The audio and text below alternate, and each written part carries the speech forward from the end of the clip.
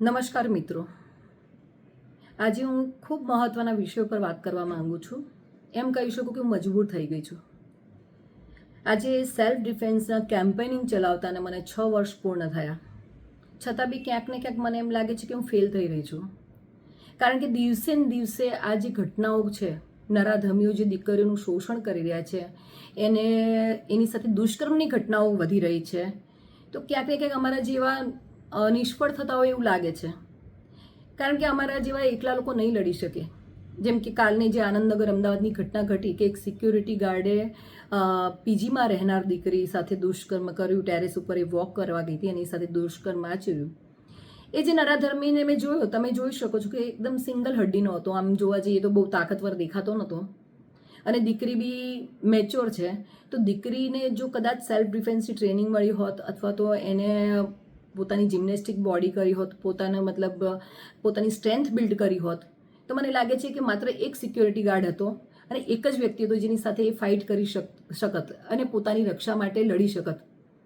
પણ એ દીકરીએ એવું ના કરી શકી, એમાં નિષ્ફળ રહી અને એમાં ને એમાં એ એના શોષણનો ભોગ બની. તો મિત્રો, હું એક જ વાત કહેવા માંગુ છું કે આવી ઘટનાઓ દિવસે દિવસે વધી રહી છે અને તમે જોશો તો દિવસે ને દિવસે નાની બાળકીઓ આનું ટાર્ગેટ બની રહી છે. 16 વર્ષથી નીચેનાઓના કિસ્સાઓ દિવસે દિવસે આવી રહ્યા છે કે 16 વર્ષની નાની બાળકીઓ સાથે દુષ્કર્મ થઈ રહ્યું છે. ગાંધીનગરની ઘટના આવી 17 વર્ષની દીકરી સાથે. એનાથી મહત્વનું આપણે જોઈએ તો એના જે કહેવાય ને, આખા જગ જાહેર છે અને ચર્ચાનો વિષય બન્યો હતો અને આપણા રૂવાટા ઊભા થઈ જાય એવી ઘટના કે ગંગાનગરની કે 13 વર્ષની બાળકી સાથે 32થી વધારે લોકોએ દુષ્કર્મ આચર્યું. એ દીકરીની હાલત શું થઈ હશે? એની પીડા કેવી રહી હશે? આજે હું 2 દીકરીની માતા છું, એ તરીકે વિચાર કરું તો મારા પોતાના રૂવાટા ઊભા થઈ જાય. તો મારે સરકારને અપીલ છે અને વાલીઓને બી કે હવે પોતાની દીકરીની સુરક્ષાની ચિંતા કરો. કદાચ એકવાર ઓછું ભણશે તો ચાલશે, કદાચ એને રોટલા વણતા નહીં આવડે તો ચાલશે, પણ દુષ્કર્મીના ગોઠલા તોડતા તો આવડવું જ જોઈએ.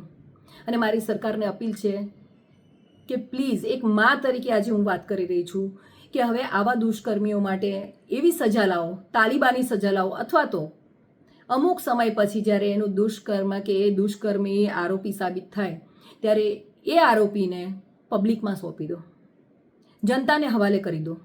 પછી જનતા જે નિર્ણય લે. અને આ બધું જ લાઈવમાં રાખો કે એક પબ્લિકમાં આપીને એનો લાઈવ વિડીયો ઉતારીને બધી જગ્યાએ પ્રસાર કરો કે જેથી આવા જે બીજા અન્ય નરાધમીઓ છે એને સબક મળે. એ વ્યક્તિને તડપતો જોવે, મળતા જોવે અને એને જોઈને એવી ધ્રુજી ઉઠે અને બીજી વાર આવી કંઈક ઘટનાને અંજામ આપતા પહેલાં 100 વખત વિચારે, દુષ્કર્મ કરતા પહેલાં વિચારે, જેથી બીજી કોઈ દીકરી પીખાય નહીં. કારણ કે હવે દિવસે ને દિવસે હજી તો એક મેટર પતિ ના હોય ને બીજી મેટર ચાલુ થઈ જાય, બીજી પતિ ના હોય ને ત્રીજી. દિવસે ને દિવસે આ બળાત્કારની દુષ્કર્મની ઘટનાઓ વધતી જાય છે, ખાસ કરીને નાની બાળકીઓ સાથે. એટલે હું માત્ર ને માત્ર મારા તમામ મિત્રોને એટલું જ કહેવા માંગુ છું કે હવે આપણે બધાએ બી સજાગ થવાનો સમય આવી ગયો છે. આપણે બધા મળીને હવે આ જે પરિસ્થિતિ છે એનો સામનો કરીએ, જેથી આપણી, તમારી, મારી દીકરીઓ સેફ રહે. કાલ ઉઠીને એક ઘરની બહાર નીકળે તો આપણને એવી ચિંતા ના રહે કે મારી દીકરી પાછી આવશે કે નહીં. એટલે આપણે બધા એનો વિચાર કરવો જોઈએ અને મહેરબાની કરીને આપણી દીકરીઓનું ધ્યાન રાખો.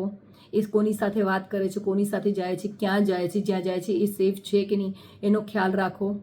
અને અત્યારે એક વિષય એ જ છે કે આપણે આપણી દીકરીઓનું ધ્યાન આપણે જાતે જ રાખવું પડશે અને સરકારે કંઈક કડક કાર્યવાહી કરવી પડશે. જય શ્રી રામ.